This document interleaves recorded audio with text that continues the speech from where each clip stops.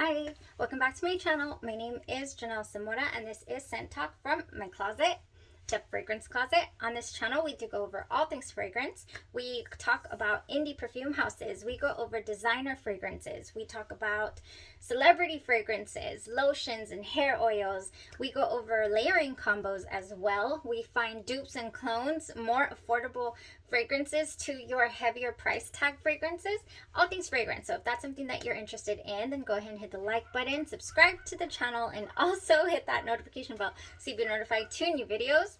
I do have a barking dog because we have, again, some guests over with my son. So we got some little kiddos here. So excuse the noise if you hear any crazy barking in the background. All right, so this week we are focusing on KYSE Perfume Week.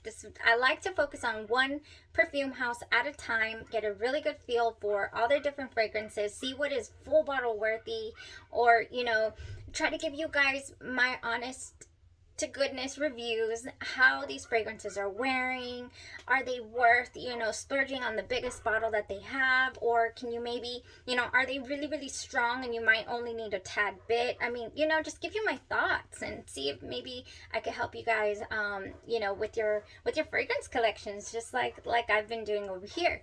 So I really hope that you've been enjoying the video so far, and today we are going to go over Miel from KYSE Perfumes. So these perfumes were introduced in the year 2014. The very first fragrance was Sucre et FLEURS, and the perfumer's name is Terry Bozo, so that's the nose behind all of the fragrances, and she was on her own personal journey, fragrance journey as well, and then delving into the niche world, she decided just, to go forth and start creating her own perfume. So they've been in existence since 2014, and these are some of the most delicious gourmand fragrances that I have gotten my nose on so far.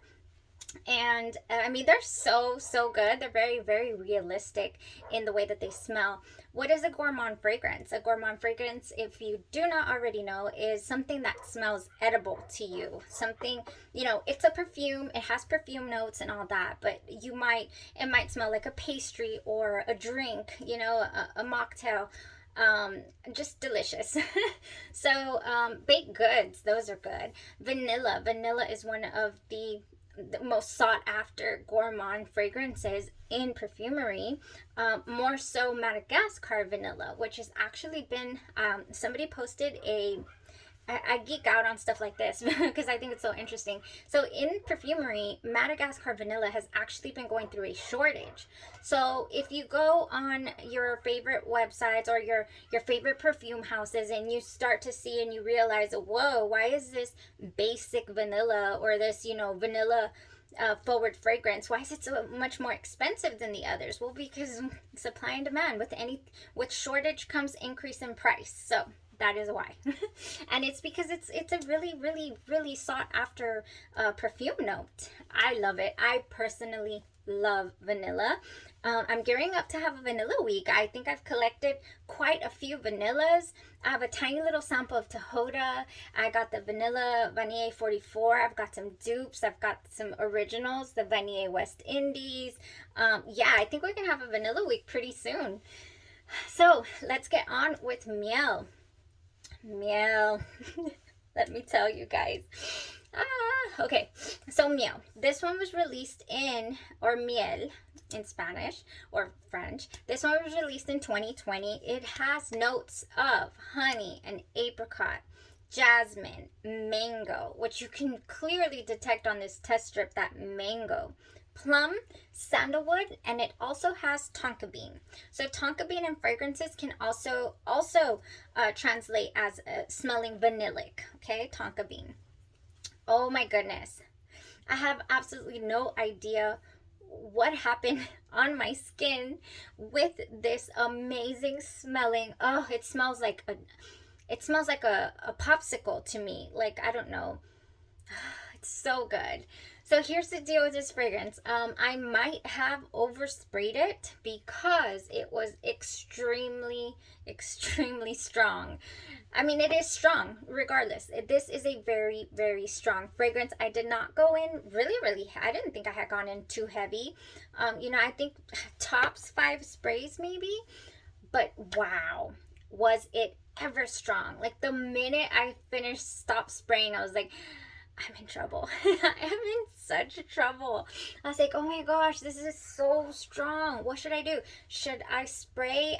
My first reaction was like, you know what? I need to offset this. I need to spray Neroli Portofino or Soleil Blanc, not the Soleil Blanc, sorry, that's pretty sweet too. The Soleil Neige, which is not sweet, which, you know, could have possibly offset this.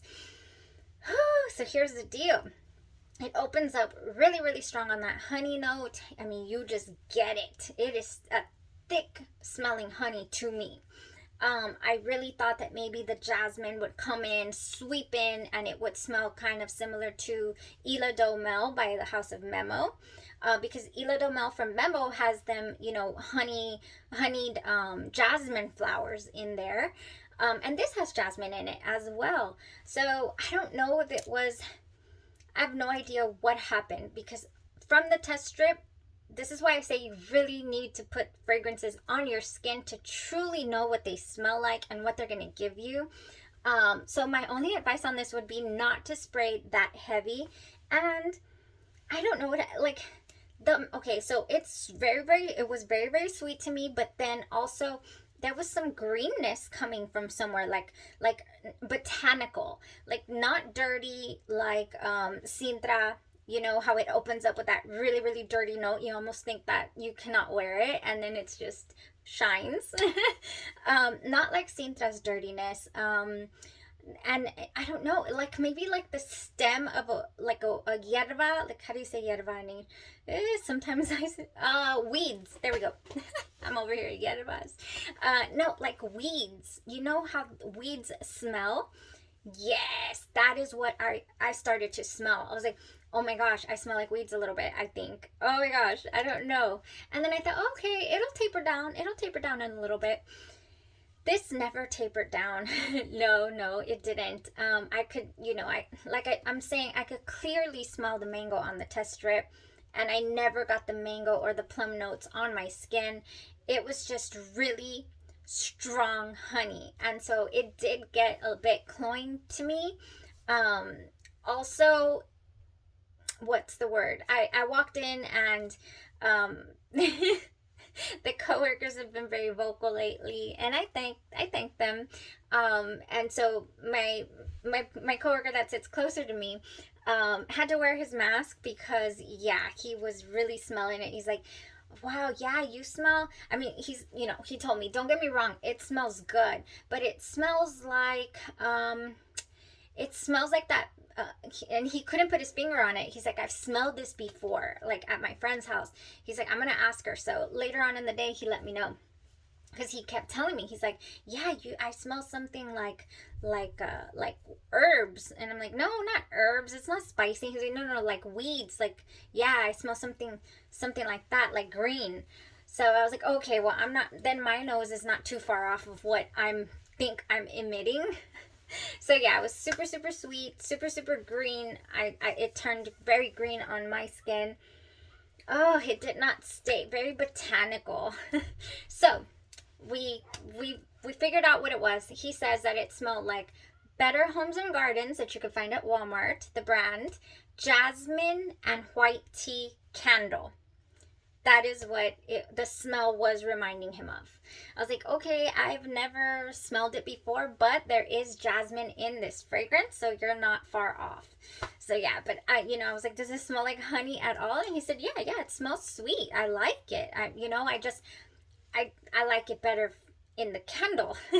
So yeah, I just think it boils down to one of two things. I either sprayed too much, or it was just, my body just heated it up too much, because it was projecting all day long. I had left, and when I came back, he's like, yeah, it's you. You smell. That's you. I can smell it again, and it's you. I'm like, I know it's me. We've established that. But anyways, yeah, that's what happened today, and I thought that I would give you guys, somebody else looking in, not only to what I was smelling, to confirm the fact that this just did not work for my skin chemistry. I did not wear this fragrance today. This fragrance wore me.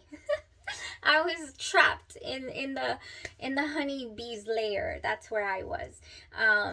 And I don't want to discourage anybody from trying it, because like I said, trying it, it's worth a sample. It's definitely worth maybe getting a little 1 ml if you know that it's super, super strong. You know, that would probably last me a lifetime if I would want to try to use it up. Another thing with something that's this crazy potent, maybe putting it in some lotion. I got that suggestion today from somebody. They're like, oh, if you really like the smell, you know, just put it in some lotion. Or I put them in my hair products as well. And I was like, I already do that with my F&K Scentology products, so why not?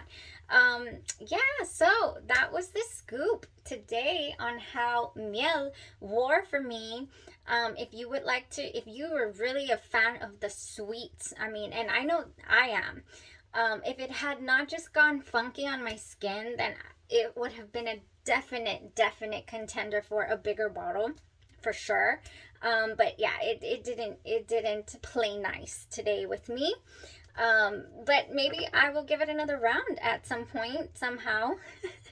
I'm definitely going to let another friend try that one out to see what it gives them, because I swear to you that this one's going to come down to skin chemistry for sure. And also not and then having a light hand, not going too heavy on the sprays with this one.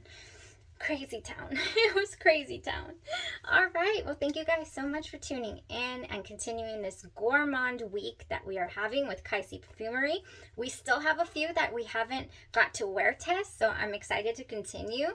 And we do have 3 days left and plenty of fragrance. Thank you guys. Have a blessed evening and stay safe. Bye-bye.